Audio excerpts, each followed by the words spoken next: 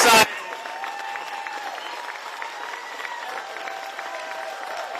We're also excited to be standing up for freedom. Did you see? We had a judge in Florida stop the airline mandate for masks.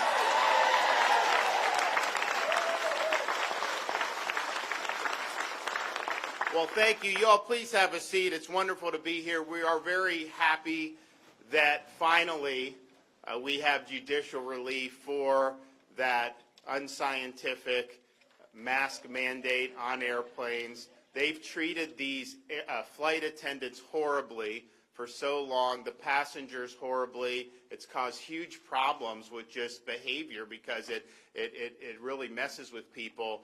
And when they announced on those flights yesterday that the judge had ruled, I mean, you saw some of these flight attendants were crying. They were so happy. People were so relieved.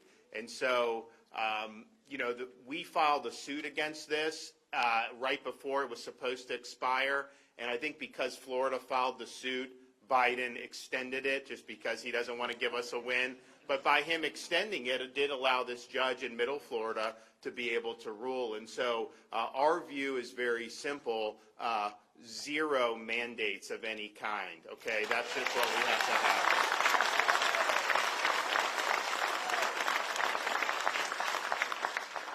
I'd also like to make another announcement before we get into the subject of today's program.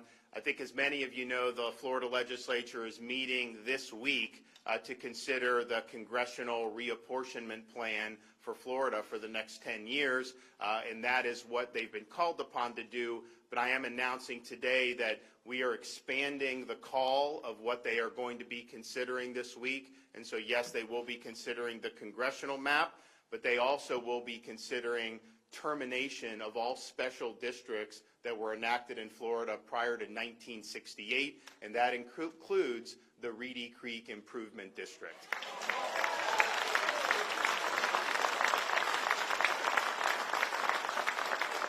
And I want to thank Speaker Sprowls and Senator Simpson for not only working, obviously, for the reapportionment, but for stepping up and making sure that we make the sunset or the termination on those special districts happen, which I think is very important. And I do want to recognize everyone that's joining us here today. We do have Speaker Sprowls and Senator Simpson. We have the bill sponsors of our higher ed reform bill, Senator Manny Diaz from Miami and Representative Amber Mariano from Pasco County. Commissioner of Education Richard Corcoran is here. We have Dr. Michael Palyakov, the president of the American Council of Trustees and Alumni. Dr. Angela Falconetti is the president of Polk State College, and she is the chair of the Florida College System Council of Presidents. We have trustees from Polk State, Ashley Bell Barnett and Cindy Ross. We have Dr. Timothy Beard, president of Pasco Hernando State College, Congressman Daniel Webster, university students and college students, and a number of local elected officials. So I want to thank all of you for being here today, and this is going to be a really significant bill signing. Our view, first of all, we're proud of what we've been able to accomplish in Florida with respect to higher education. One of the things we do is we do not let them raise tuition. So if you go, you actually can afford to go to school in state without having to go $100,000 in debt. And I think that's very, very important.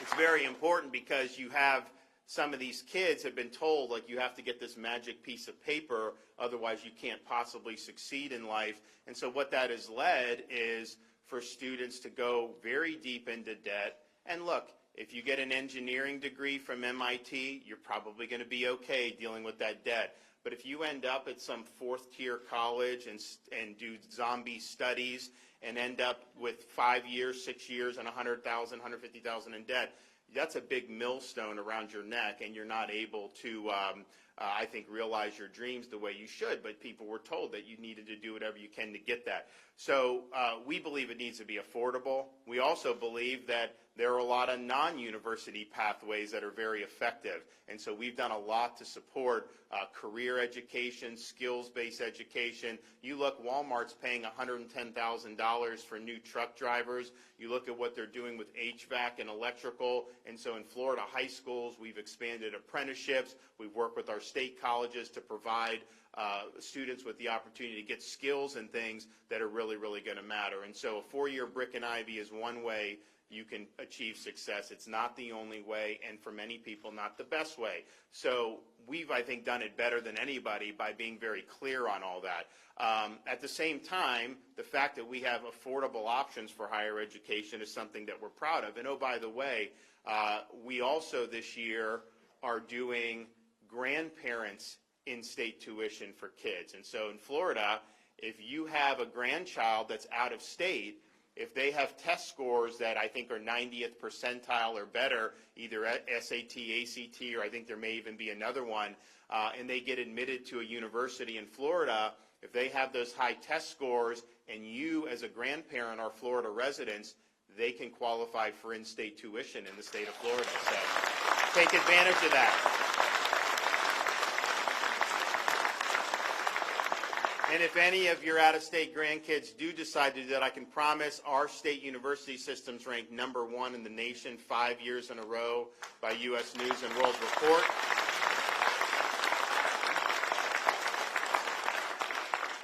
We have University of Florida is ranked #5 amongst public universities in the entire country, and many of our other universities have improved dramatically. So we're proud of that, and so I can promise we're going to keep that going. I can't promise that we're going to have winning football seasons yet. We used to have that. It wasn't even a question. I think we have some good prospects going forward across the state, and we're looking forward to doing that. But it used to be that, you came to one of these schools, Florida State, Florida, you'd be able to watch some good stuff. But I think they're doing better on that, so we're proud of that. So take advantage of that. Now, what we're doing today is really making sure that, yes, higher education is important, but it needs to be accountable. We need to have good curriculum. We need to make sure the faculty are held accountable and that they don't just have tenure forever without having any type of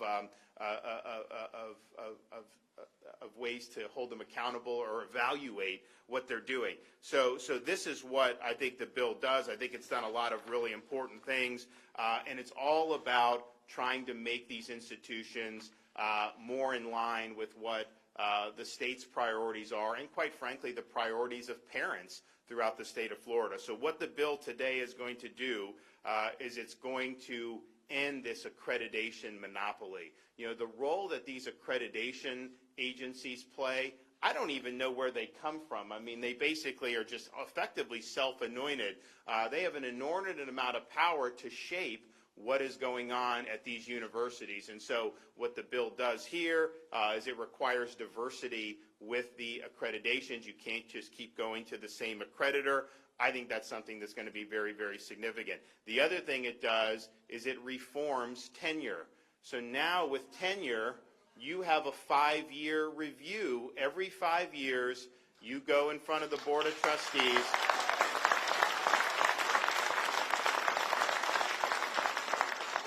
You go in front of the Board of Trustees, and they have the ability to part ways with you. And I think the thing is tenure was there to protect people so that they could do ideas that maybe would cause them to lose their job or whatever, and academic freedom.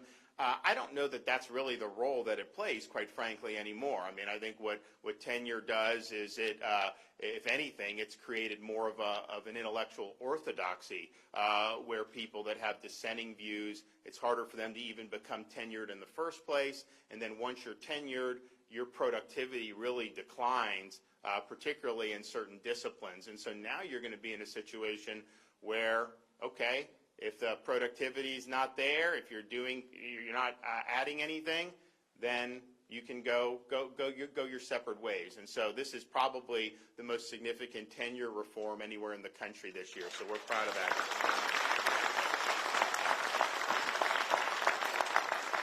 The third thing it does is it ensures transparency in how the curriculum is developed. If you look at some of these courses, you go to some universities, if you want to take a survey course on like the Founding Fathers, it's hard to find that. But they have all these other esoteric subjects that are really just very politicized courses, politicized majors that certainly aren't really doing very much to prepare people to be in the real world. And so this is going to provide curriculum into the course catalogs, how all these courses are developed and proposed, and then the Board of Governors in Florida, the Board of Trustees at each individual university, they're going to be able to make sure that, to fulfill core requirements, it has to actually be courses with academic integrity. It's not going to be some of these courses that they're basically just using to smuggle in ideology and politics. And so the more that we focus on academic rigor, and we trim the fat on a lot of this other stuff that has kind of seeped into the universities over the years, the better we're going to be, and the better, quite frankly, our students are going to be. And although this doesn't apply to this bill, it's the same goes for K through 12. We just had a review, and Commissioner Corcoran can talk about it, with the math textbooks for K through 12. And there's a movement to say, math should be not about getting the right answer, but more about social and emotional response and all that. And I'll tell you this, it is absolutely gaining a foothold across this country. We said we're not doing that in Florida.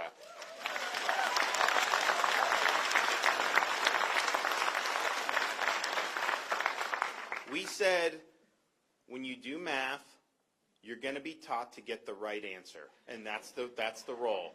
And we're going to keep it that way. We're not going to do this other stuff.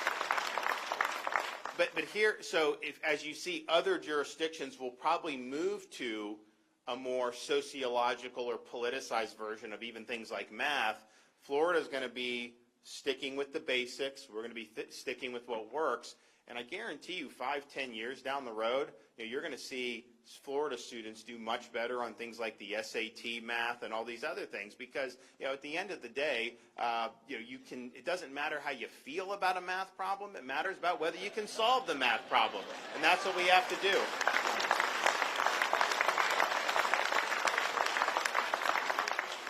And then finally, this bill provides protections for students against increased fees. And we talked about holding the line on tuition, which we're proud about, but there's ways that they can get you with all these fees. And they impose fees on almost everything. And so now there's going to be protection against that.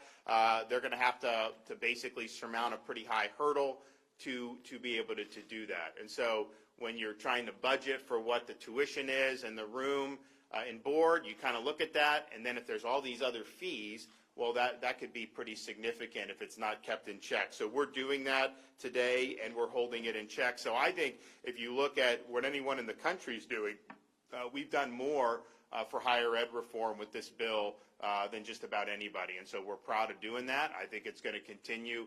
When you have good things that we've been able to accomplish with higher ed, we're happy about that.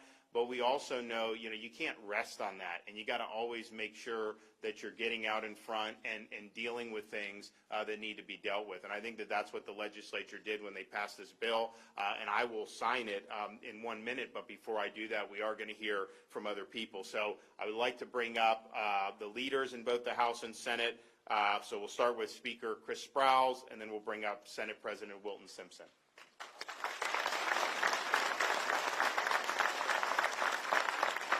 Thank you, Governor. It's great to be with you today, and to all of our legislators, particularly the young men and women who are behind us, the students, because this is all about them.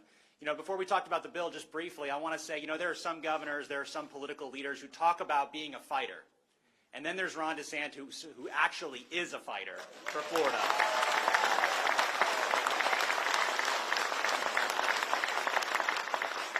And this is just another example. Last week, we got the opportunity, myself, President Simpson, the governor, to tour the state with the governor and talk about fighting for families, whether that's, being pro-life or tackling fatherlessness or looking out for adopted kids and foster kids, fighting for Florida's families. Today, we continue that with the signing of this bill. The governor is making sure that we continue to fight for students in this state. These young men and young women behind us are going to be entering our university system, or they're going into, other fields and micro-credentialing, and to have a career path.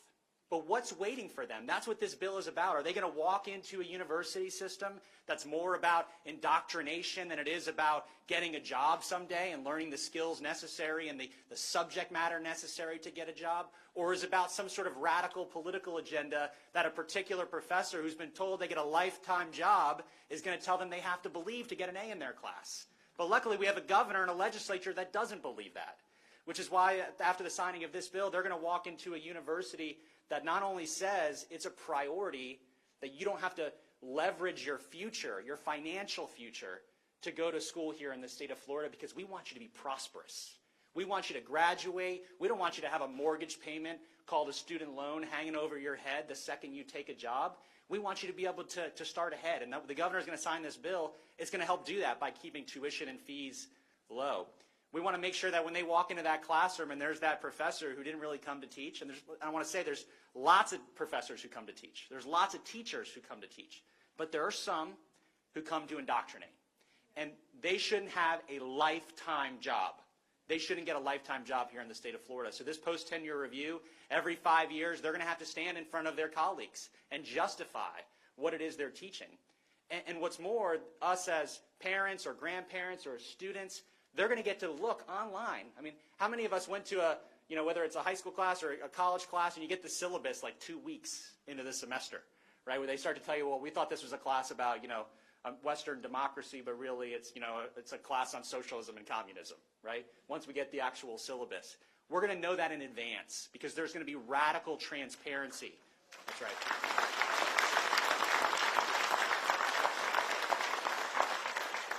So we can pass on those kinds of classes and take classes where we're actually learning about what it means to be an American. But we also believe that if you're a student, and the governor talked about this, and this isn't in the bill, but I think it's part of what we're talking about today. If you're a student in another state and you're a high-performing student, we want you to come. But we especially want you to come and be affordable if you have a grandparent that is a Floridian. This bill is about students. It's about making sure that our universities are places to prepare people to learn and to thrive and be prosperous. Governor, I'm grateful for your leadership. President Simpson, thank you for being such a great partner this session and working on this bill and so many others. Thank you.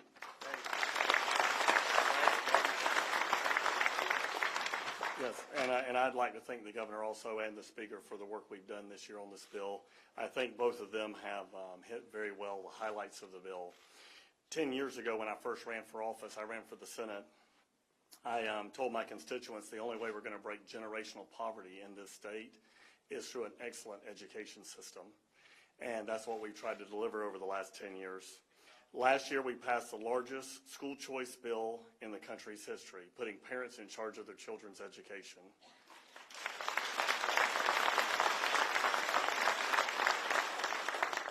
Florida is a destination for education-minded families. We have families moving here because of the system that we put in place. Our universities and colleges have been ranked #1 for the last 5 years in a row, as the governor said, by World News Report, and our K-12 system is ranked in the top 3 by many accounts. I believe we're going to continue to improve upon our K-12 system because of the historic funding that we've put in that system, not only this year but in previous years. This year we put $800 million specifically for teachers' raises to make sure we hire the best and brightest out of college and to be able to reward our veteran teachers. I think that's very important continuation.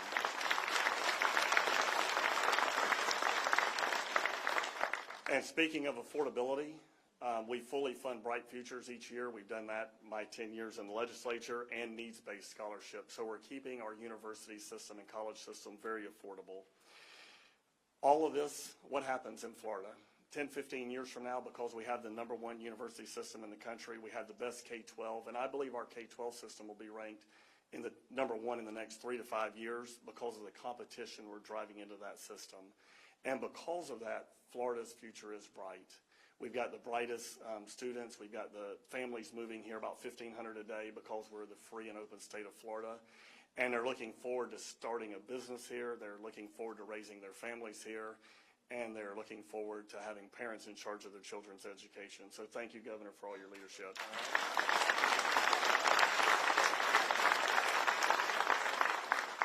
Okay, Dr. Michael Palyakov.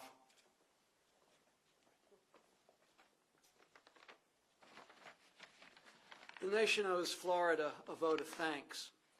What happens on campus does not stay on campus. The level to which we prepare our college graduates for career, for community, and citizenship will be a major driver of our success as a nation. What we just witnessed, or will witness in Governor DeSantis' signing of Senate Bill 7044 is guardianship of our future. For 26 years, the organization I lead, the American Council of Trustees and Alumni, or ACTA for short, has labored to ensure that college students receive an academically rich and thorough education at an affordable price. We promote the 3 A's: academic excellence, academic freedom, and accountability. And Florida leads in all 3 of these. In 2019, the State University System of Florida adopted the Chicago Principles of Freedom of Expression, the gold standard for freedom of thought and opinion. It is one of only 84 institutions to make this demonstration of intellectual integrity. Since 2021, Florida colleges and universities have had one of the strongest requirements for civic literacy all around the nation. Today marks another great chapter. There is no doubt that tenure without accountability is an invitation to abuse, and authorizing regular post-tenure review is a best practice, and it is properly in Senate Bill 7044. ACTA has exposed in recent years a veritable rogues gallery of frivolous college courses around the nation. Zombies, vampires, Miley Cyrus, Lady Gaga, I am not joking, and even Peanuts comics. Bravo for the transparency to make syllabi and textbooks available for the inspection of students, parents, and taxpayers. And core general education courses should be reliably robust and transferable across institutions. This is a bulwark against the wasting of opportunity costs and students' and taxpayers' money. Regional accreditors have been delegated enormous authority to grant or withhold student aid, which is life or death for most institutions. And they have too often been a law unto themselves. The system has devolved to overregulation and intrusion into matters properly left to governing boards and to the state.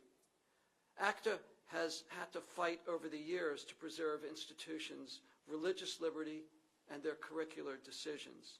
Senate Bill 7044 is a bold innovation that moves accreditation from being a regional monopoly into the 21st century, bringing ultimately choice for schools and a wholesome competition among the accreditors. It was once common to hear America's higher education called the envy of the world. Today, we see an example of how Florida intends to make sure that that is a reality. Thank you, Senator, President, and Governor, for doing this.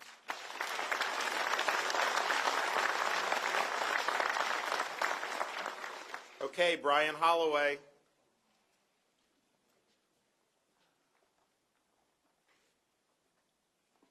Thank you, Governor. Let me just say, 2 years ago when my daughter challenged me to go to school, I never thought I would say those words. I stand before you 45 years old. I am actually a student. Contrary to popular belief, even at the college that I attend, I am a student.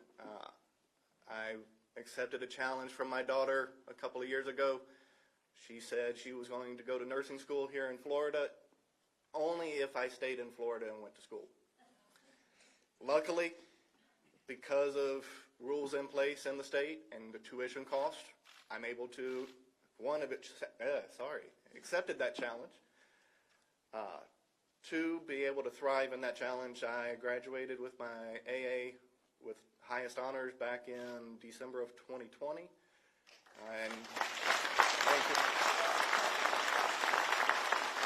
And I'm continuing to do that for my bachelor's.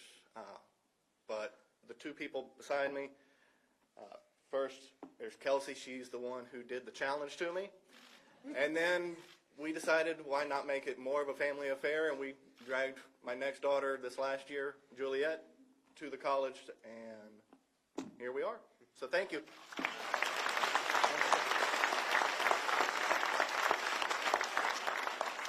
Okay, Taylor Walker. Thank you, Governor DeSantis. Good morning, all. My name is Taylor Walker, and I am a Florida State senior. I'll be graduating in a few weeks, so wish me luck. Thank you. I'd like to thank the governor and his team for giving me the opportunity to speak on this bill. I thank the governor specifically because although I don't consider myself one to mince my words, as a conservative on a college campus, sometimes you do have to face some hurdles. I've been thankful that in my college's administration, there have been those who have been allies to our movement and to my ideals, and those who have even helped us bring speakers like Ben Shapiro to campus. Yes, it was a feat. However, there still are some individuals out there who think that woke narratives are the only narratives that should be taught on college campuses. And as a history major, I can attest to that. Oftentimes that's in more singular classroom settings. And as I go into my classes, my professors hold me to high standards, as they should.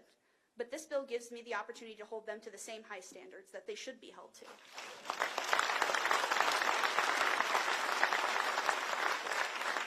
I'm a first-generation college student.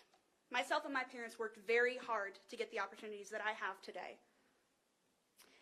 And if we're paying an institution to guide me in expanding my mind, should we not be able to hold that institution accountable? Yes. Additionally, as someone who will be graduating soon with her degree in history, I must applaud this administration for their commitment to preserving facts. Our governor and these legislators have shown that they're willing to fight for Florida kids to hear the truth, whether they're in kindergarten or college. When so many in this world, especially in academia, will put their own biased agendas over excellence, it's refreshing to see a government that applies standards to mitigate injustice. This, like many others in the session, is an excellent bill, and I'm proud to both live and study in sweet Florida.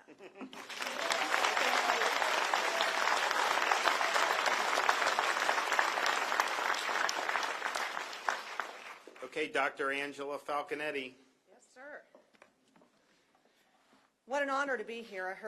We heard Speaker Sprouse say, incredible radical transparency. President Simpson mentioned how the future is bright. Our commissioner has guided me throughout the years by saying the students are at the core of what we do. And you're exactly right. Institutional accountability is who we are in higher education and is what we should be providing you and the families that join us at every institution across the state, whether with the state university system or with the Florida college system. But today I hope we celebrate the governor's leadership. So Governor, I'm honored to be here today to represent Florida's 28 colleges as chair of the Florida College System Council Presidents, and of course the college that's my favorite, very near and dear to my heart, Polk State College, since I'm the president of Polk State College, naturally, right? So this is an exciting moment for our state. Senate Bill 7044 represents a fundamental shift in how higher education operates here in Florida.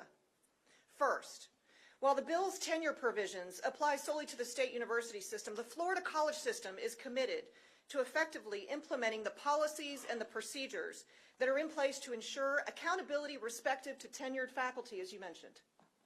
Second, the bill provides the opportunity to expand college and university options for accrediting agencies. All of Florida's colleges are committed to ensuring quality education. That's what we're about. And we maintain our dedication to the continuous improvement of our programs and our services through strong relationships that we will have with our accrediting agencies, regardless of the agency that's selected. Third, Florida's 28 colleges remain the most affordable, as our governor said, higher education option in the state. The bill increases transparency between institutions and students by ensuring, you've heard it, all tuition and fees are prominently posted and email notifications are sent to all students announcing proposed changes in tuition and fees are sent to our enrolled students. Governor, I can assure you that our two Polk State College District Board of Trustees member, Chair Ashley Bell Barnett, and immediate past chair, and also Chair of the Association of Florida Colleges Trustee Commission, Cindy Hartley Ross, will not permit me to raise tuition and fees.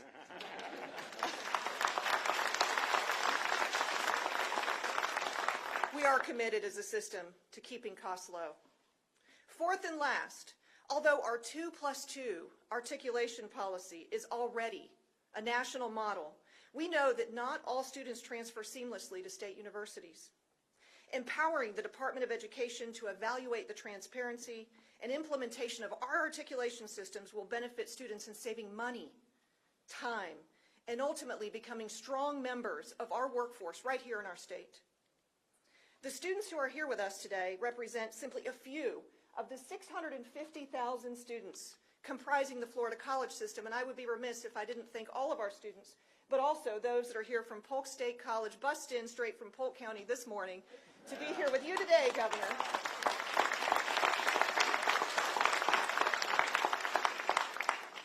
Governor, you continue to demonstrate through your leadership that the students are the why we are here, and why the Florida College System Council President is committed to success. I've got your back.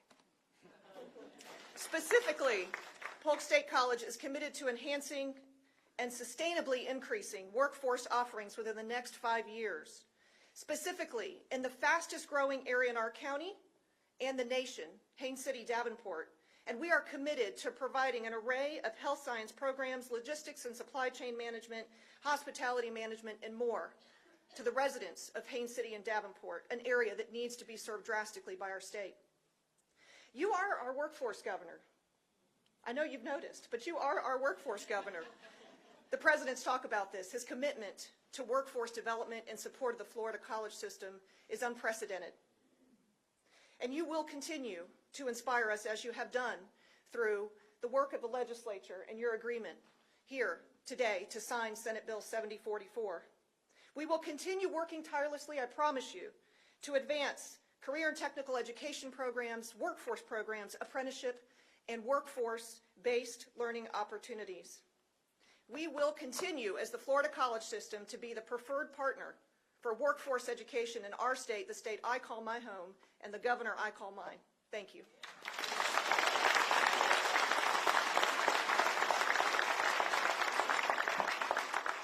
Commissioner of Education, Richard Corcoran. Thank you. It's an honor to be with you. I took this job going back 3.5 years. He just got elected governor, and he said to me, he goes, hey, I want you to come take a ride with me and be the education commissioner. I didn't know that as soon as I got in the car and shut the door, it was like, boom, there was straight down the highway. Every day, a new announcement, a new bold move. But leadership is everything. The reason Florida is literally just gone head and shoulders farther down the highway than any of the other states is because we have the best leader in the entire country.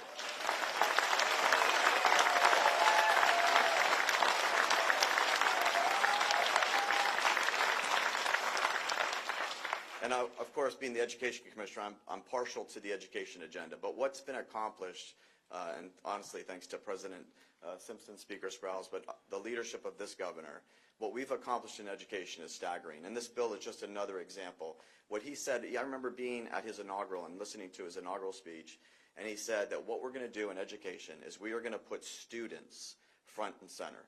Their health, their well-being, their education, that's going to be our entire focus. And today you see it, whether it's tuition increases, whether it's transparency in their courses, whether it's taking the absolute infiltration of indoctrination, which is, I know this sounds a little bit harsh, but the indoctrination, you mentioned it, the textbooks that we just went through, and it's a math textbook. You're trying to teach 2 + 2 = 4, and it's like this whole hidden agenda of indoctrination to his point that, I don't care how you feel when you're doing the problem, just be able to solve it.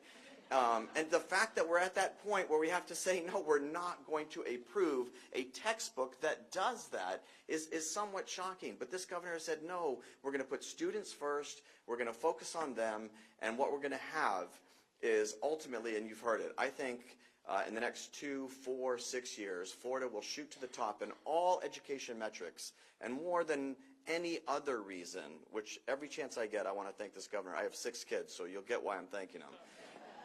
And I have 2 in colleges, and the 2 in colleges, or say to me, and they'll tell me something that the professor said, and I'll say, that's just like the most liberal, unfactual diatribe. Why don't you say something? And they literally say, I want to get a good grade. It's like that's a horrible institution. That's not free speech. That's not the beauty of an academic learning environment.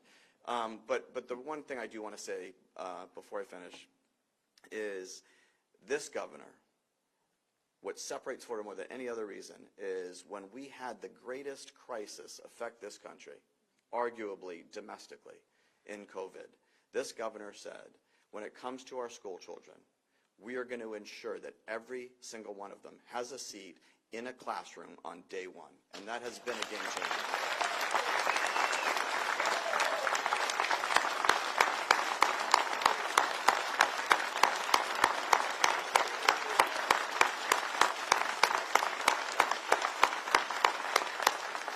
And so I'll just say, Governor, I'm only serving for 2 more weeks. I call this my farewell tour. But in my last 2 weeks, I do want to say, not just as a commissioner who's worked for you and had that wonderful experience, but as a father of 6 children, thank you for your leadership.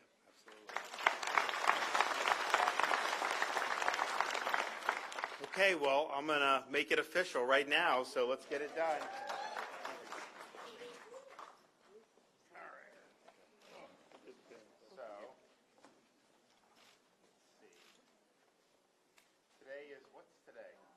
April what?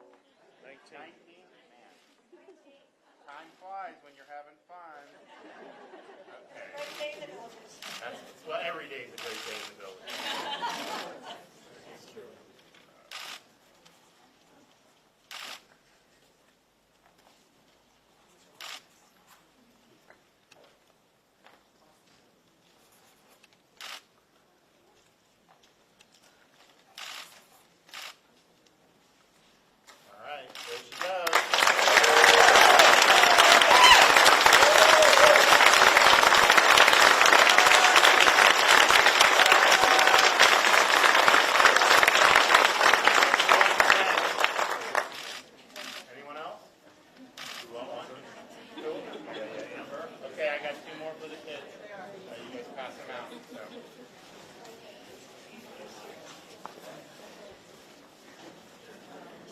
Well, we're excited about this. I think this is the transparency and accountability is absolutely key, and we're going to make sure that our higher institutions of higher education are committed to excellence, not ideology. And if we're able to do that, we're going to be even better than we have been, and we've been pretty doggone good over the last many years. I also just want to note, you saw this basically over the Easter weekend. It developed at the end of last week and then through, where you have Elon Musk, who offered to buy Twitter for like a 20% premium. And when you're, yes.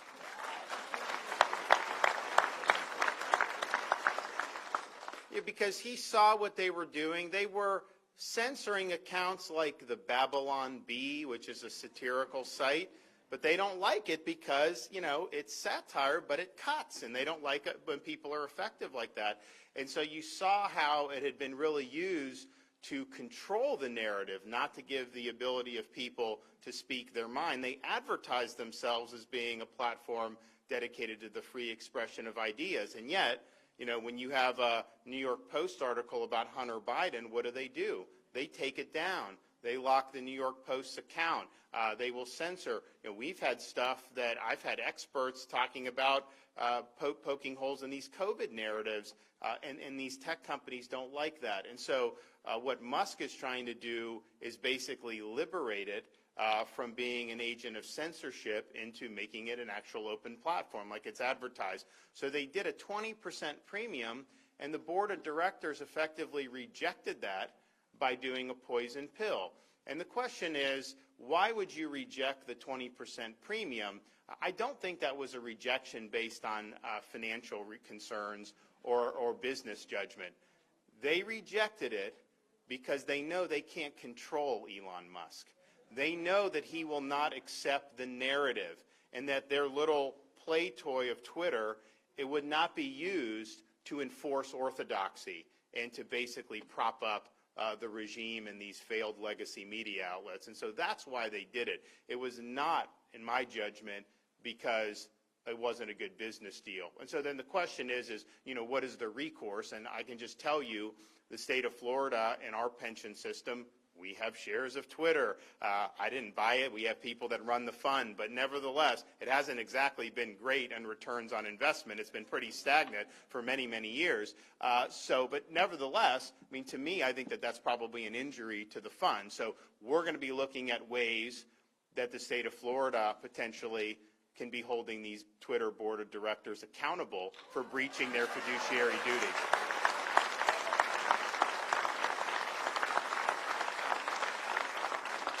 So stay tuned on that. Okay, we have any questions from anybody? We got anyone in the gallery? Yes, ma'am. In relation to the math textbooks rejected for including things like critical race theory, do your concerns continue on to any other materials, whether it be library books? Richard, do you want to? Well, I would say a couple things. I mean, so with we when I became governor, one of the first things we did, we abolished Common Core, and we made sure that we created BEST standards, which really I think was focused on academic excellence. And so there are certain things that to be acceptable for use in Florida, you have to be consistent with those standards. And so if a book does the Common Core math, then that would obviously be inconsistent with the standards. When you do social emotional learning, CRT, things like that into a math program, it just simply violates the standards. And so that's really what they're looking at. Did you want to add anything about kind of how you guys do the review? I mean, I think the short answer to your question is yes, and we've already signed legislation earlier, maybe 2 or 3 weeks ago, looking at what's in libraries and what's the content. But yes, whatever the content is, it has got to be geared towards helping our children get a world-class education. If it's something other than that, we're not interested. But I would also just point, I mean, I think what's in a library would be different than what is part of like a classroom curriculum. Clearly, we wanted the transparency because they were putting very explicit things in like a middle school library where you'd have like a really, really graphic stuff. That's clearly inappropriate. And so parents need to know what's there, and then they should have the right to object. A library would have different perspectives on things that people would be able to do, so you could have library books that may not necessarily, you could potentially have like, here's what Common Core is in a library. I mean, that'd be one thing, but to implement Common Core in the classroom is something that would violate Florida standards. Yes, sir. Will you be releasing a list with the specific reasons for each of those rejections in those textbooks? Richard? Right now, so what we do is we reject it. It's not us. We have reviewers, and these reviewers are top-notch math experts from around the state who look at this and say, this is Common Core. We've already abolished that. That's rejected. This is, these other things like critical race theory. Once they're rejected, the book publisher has the opportunity. They can say, okay, fine, we'll take all that out. And then, we approve the book. And we go through that process. Or they can file litigation. When that's done, their books will be public, and everyone can go through and see the things that our reviewers saw and objected to. But I think, and I didn't really know, but that's so like the textbook publishers. It's copyrighted. Yeah, it's copyrighted. So I'm totally, like I told them, I says, the minute, if they let you release it, we obviously want people to be able to see that. But yeah, it's not done by me or Richard. These are people that are basically applying Florida standards to make sure that we have, and look, it's sad that we're even in a situation to have to do this, but the fact of the matter is, in some of these textbook companies, this education establishment, it's gotten increasingly politicized, and they are trying to do ideology. And that's just not what education's all about. You see it in a lot of universities, of course, but we do see it. And that debate over parents' rights was very instructive. You saw curriculum geared towards very, very young kids talking about transgender and things like that. That would not have happened even probably 5 or 6 years ago. And so there is an effort to do this, and I think what parents in Florida want to know is, can I send my kid to be educated, or am I basically sending them to get indoctrinated with whatever, some of these people in the education establishment from up on high do. And they are pushing this down to schools so that, if a teacher gets this book, I mean, they feel like they got to teach to it if it's got some of this stuff. But a lot of the teachers don't want to do that anyways. They want to focus on the core academic matters that really do. So I think the more that our school system is focused on the basics, academic excellence, the core subjects, the math, the reading, the English, the science, all that stuff, if we're focused on that and all these other states are focused on all this other extraneous stuff, our students are going to perform better than those students will. There's just no doubt in my mind.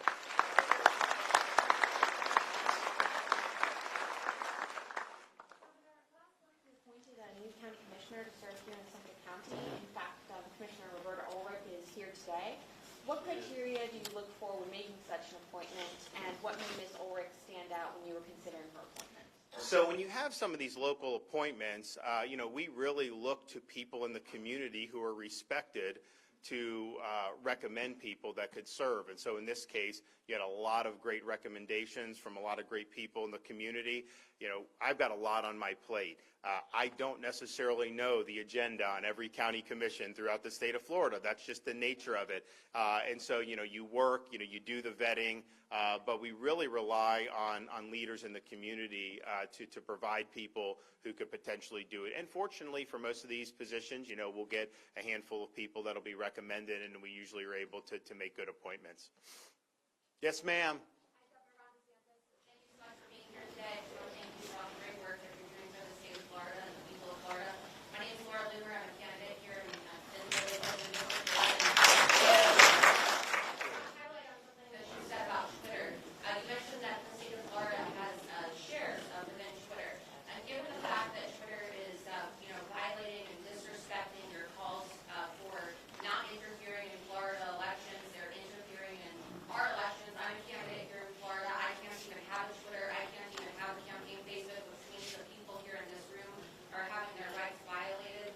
They are legally interfering in our elections. Would you commit to today just completely divesting and selling all the shares that Florida owns in Twitter stock, since they are violating and interfering in our elections here in the state of Florida? Well, if we did that, we would not have standing to hold the board of directors accountable. And so if that's a viable litigation strategy, I think that gives us standing to do it. We have not, as a matter of course, gotten involved in these investment decisions. Our state pension fund is one of the top 10 in the country. It's been well run. People make these decisions.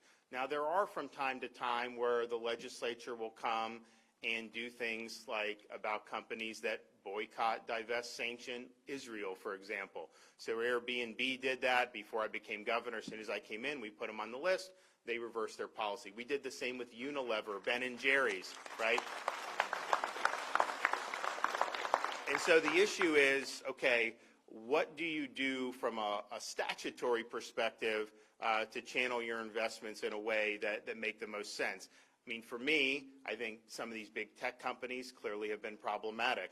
I think some of the investments where you look at like the Communist Party of China and what they've been involved in, and not just like state-owned stuff, but these other companies where there'll be Chinese backing, yet you got to kind of peel back the layers. So we're going to look at all that in terms of what could we do statutorily to say, here's where we don't want to go for investments. But I think certainly in the near term, the fact that they did have this in the pension fund, that gives us an ability to potentially get some relief. And that's the thing. When you're in a situation like this, if the board is acting in ways that are breaching their fiduciary duty, if they're doing it for reasons of power and politics and basically to serve as a suppression arm of the government, well, then you're in a situation where you need some accountability there. Because first of all, that's not free market capitalism when you have that, okay?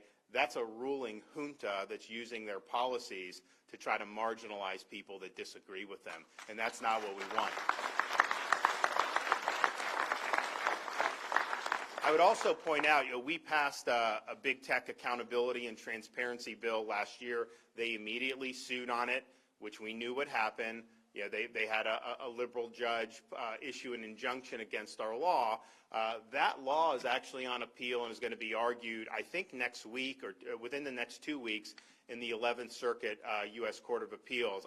I don't know exactly the panel, how you get a 3-judge panel, sometimes good, sometimes not. The full court in the 11th Circuit is excellent, so I think we'd have a good thing. But some of the things we did in that bill is not allow these big tech companies to ban candidates for office, because you really could have a situation where someone down the stretch, like you have all these Senate races or something, and what are they going to do? They're going to deplatform all the Republican nominees so to be able to help their party. You know, that's clearly it's got to be like an in-kind contribution or something. And so we did that. We also gave individual Floridians the ability to use Florida's Unfair and Deceptive Trade Practices Act to sue big tech if they're censored or deplatformed. And the theory is simple.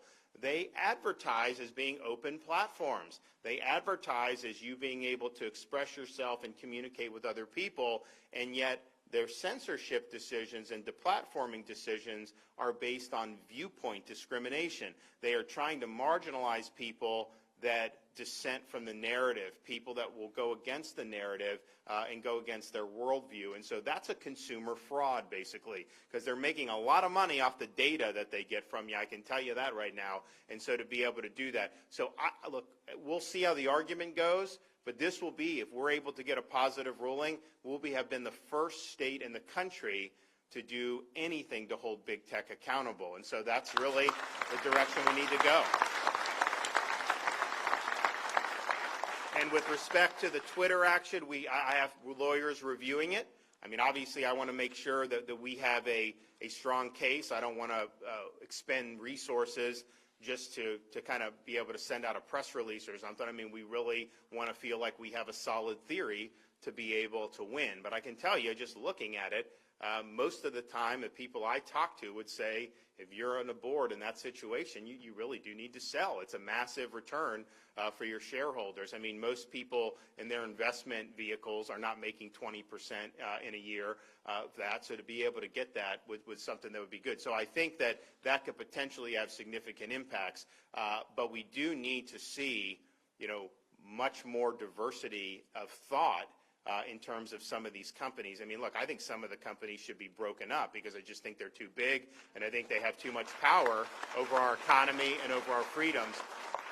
But that would require Congress. That requires a lot for that to happen. But in the meantime, if you have somebody like Elon Musk who is doing this, and you notice the people that are the most hostile to Musk are people from like these legacy media outlets like Washington Post and CNN and all these places. Nobody trusts these people anymore. I tell you, they lie every single day. And so we all know that. And so, but they're saying, like, oh, this is so bad. It's bad for democracy because Musk believes in free speech. And I'm just thinking to myself, are you kidding me? But that is what they believe. Their view is that they should be able to control the discourse. They should be able to control what you hear and think. They should be able to impose a narrative on our society, and Elon Musk represents a threat to that. And quite frankly, he represents a threat to their power. But all he's doing is wanting to liberate the platform so that people are able to converse and are able to really hold some of these people accountable for their lies. And so I think that that's a positive thing that he's trying to do. I hope the deal ends up going through. It seems like it's probably not. And so we're going to look at our options because I think these are really significant issues. I mean, if you have to have a free society where we're governing ourselves, you really need to have people be able to stand up and speak the truth. And the fact of the matter is, when you've had a lot of these big institutions, from media to tech, that have really been corrupted by ideology, they don't want you speaking the truth. When you speak the truth, that really threatens. It threatens their position and it threatens their power. So they're going to come after you. And they're going to use the tools that they have at their disposal to do it. That may mean shutting you up. That may mean kicking you off the platform. It really means it could be anything. And so we just have to understand that that's kind of where the battle lines are drawn and make sure that we're on the side of a free society. And so that's what we're doing in Florida. I think we're going to watch this argument very carefully that we have in the 11th Circuit. When we propose this, people say, oh, you can't touch big tech. look, I think we're going to win on some of these key points in the law, which I think will be really, really monumental for this country and this society. So stay tuned on what we're able to do in the Twitter situation. I want to make sure that we have a viable path forward. I'm not just going to do it if it's not going to be something that has a chance of success. But somebody's got to start speaking out against this stuff, and we're going to do that. Thanks, everybody. Thank you.